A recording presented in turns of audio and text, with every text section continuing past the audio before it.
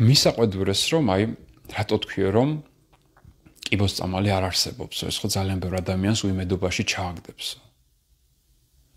მე მინდა რომ კიბოზე გესაუბრო, იმიტომ რომ ეს ძალიან დიდი და ბნელი ინდუსტრიაა ეს კიბო.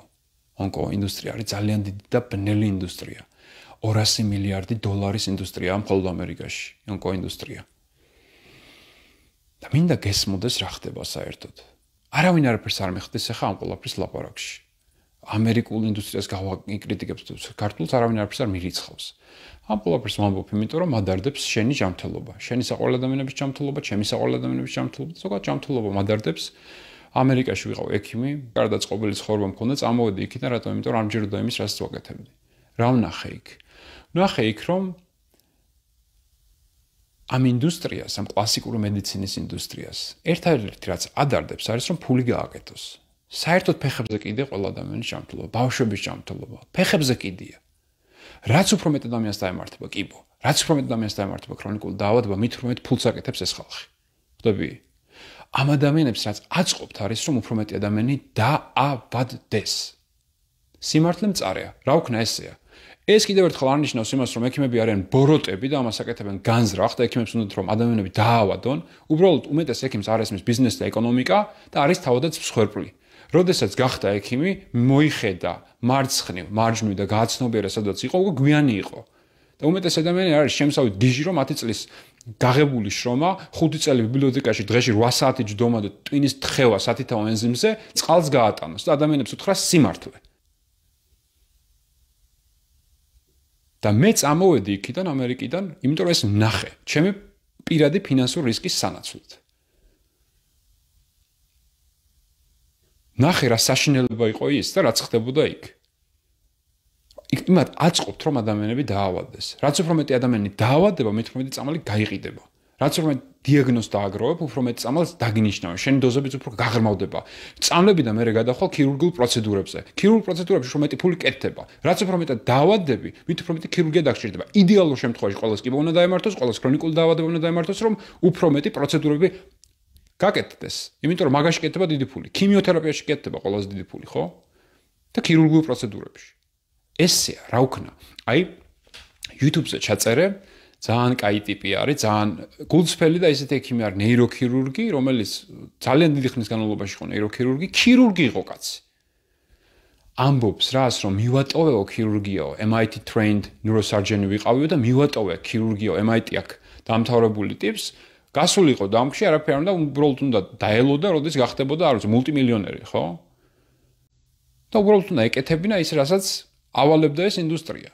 და კაცი ამბობს რას, რომ ჩემს კომუნიტიშიო, ჩემს გარშემო, როდესაც მე რეალურად ხალხის გაჯანსაღებით ვიყავი დაკავებულიო, ბოლოს ისე მოხდაო, რომ ადამიანი უკვე უფრო ნაკლები ადამიანი იყო, რომელსაც ჩემი ქირურგიული ჩარევა ჭირდებოდა, იმიტომ ხალხი გამოჯამრთელდა.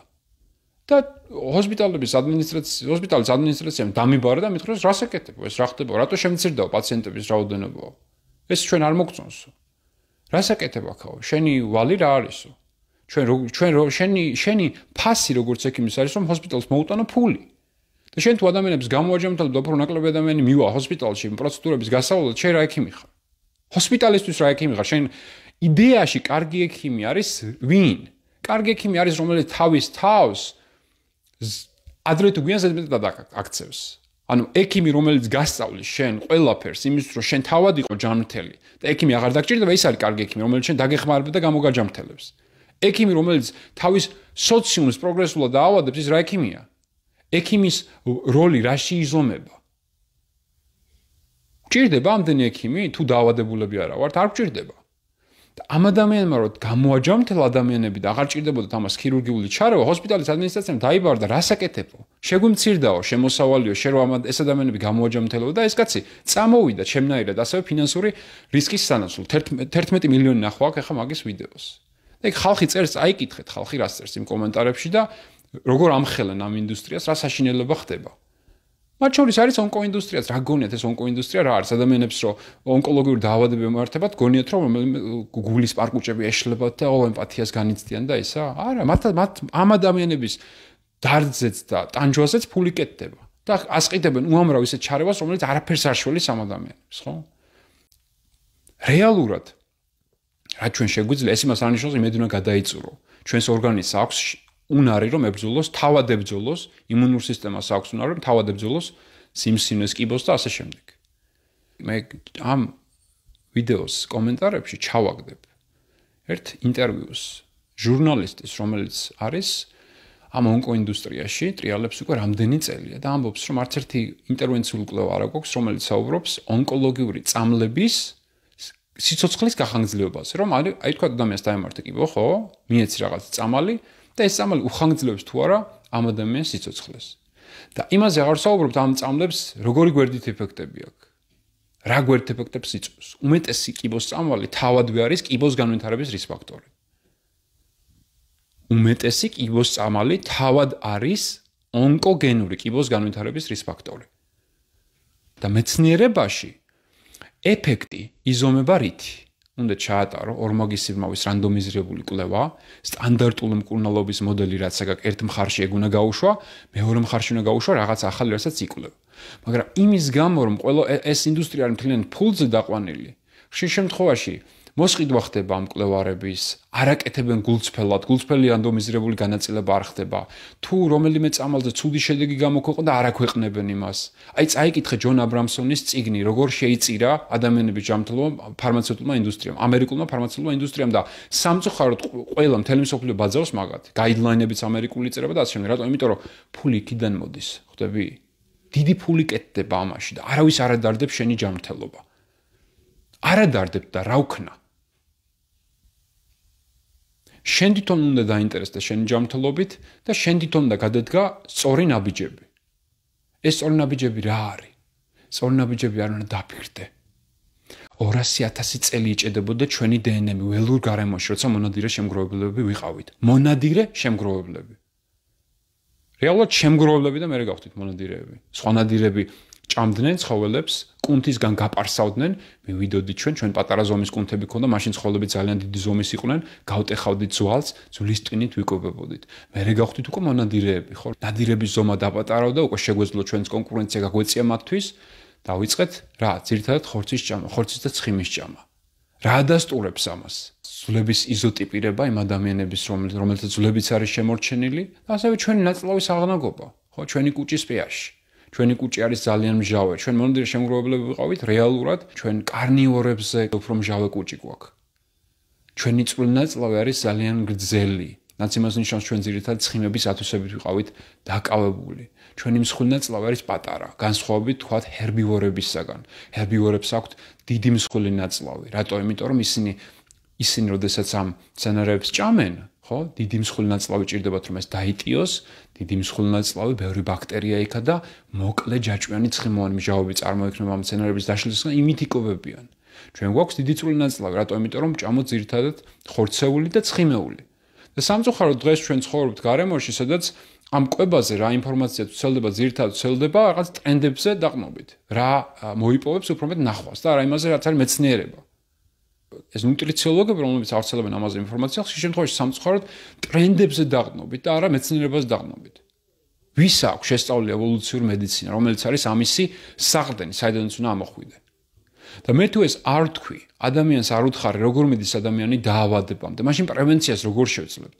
კი, მწარე მოსასმენია ეს ყველაფერი რატო ხდება. სამწუხარო მოსასმენი, რომ ადამიანი არასწორ ინფორმაციას დაყრდნობით იღებდა ინფორმაციას წლების განმავლობაში. მაგრამ ჯობს გვიან ვიდრე არასდროს და ასე გავითვალისწინოთ, რომ ახალი თაობა იზრდება. ახალმა თაობამ რომ მიიღოს უფრო უკეთესი ცნობა, ისინი ნაკლებ შეცდომას დაუშვებენ თავის ჯანმრთელობის კუთხე, უფრო ნაკლები ადამიანი დაავადდება.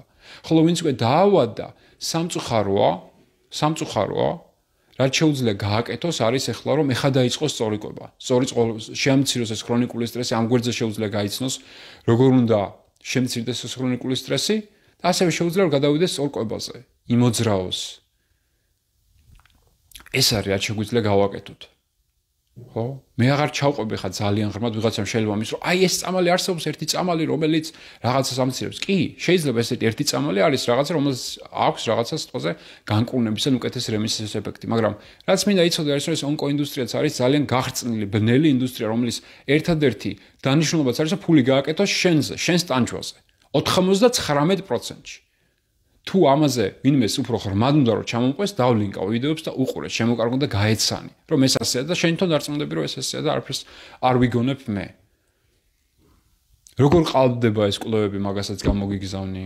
95% კვლევებს როგორ აფინანსებს ფარმაცევტული ინდუსტრია? აღარ არსებობს peer review პროცესი, ვინც ახლა მეცნიერები მისმენთ, peer review პროცესი არის რა, რომ სხვა მეცნიერებმა უნდა განიხილონ შენი გამოქვეყნებული სტატია. და ეს peer review პროცესი აღარ არსებობს, იმიტომ რომ peer ნიშნავს, ანუ შენი კოლეგები განიხილავენ ამას. და შენ კოლეგებს აღარ ეწუდებათ საჭირო ინფორმაცია დღეს. ეს ყველაფერიც მოისპო. ეს ყველაფერი მოხდა 80-იანი წლების შემდეგ. 40 წელია რეალურად, რაც ამ ახალ სამყაროში ცხოვრობთ. ახალი ჯანმრთელობის სამყაროში ცხოვრობთ. ეს ყველაფერი მე რო გავიაზრე, ამაზე ჩემი კარიერა დავდე. და დღეს მინდორი ამას ემსახურება, რომ ეს ინფორმაცია შენ მიიღო და დაიძრა ჯანმრთელობისკენ. ამას ემსახურება ეს, ჩემი მისია ეს არის. ვინც ჩემს ხვაც აფასებთ, ძალიან დიდი მადლობა მინდა გადაგიხადოთ, ვინც არ აფასებთ, თქვენს მე მოთმინებით ვეკიდებით თქვენს იმას. ადრე თუ გვიან თქვენს აუცილებლად დარწმუნდებით, რომ სად იყოს სიმართლე. დიდი მადლობა ყურადღებისთვის.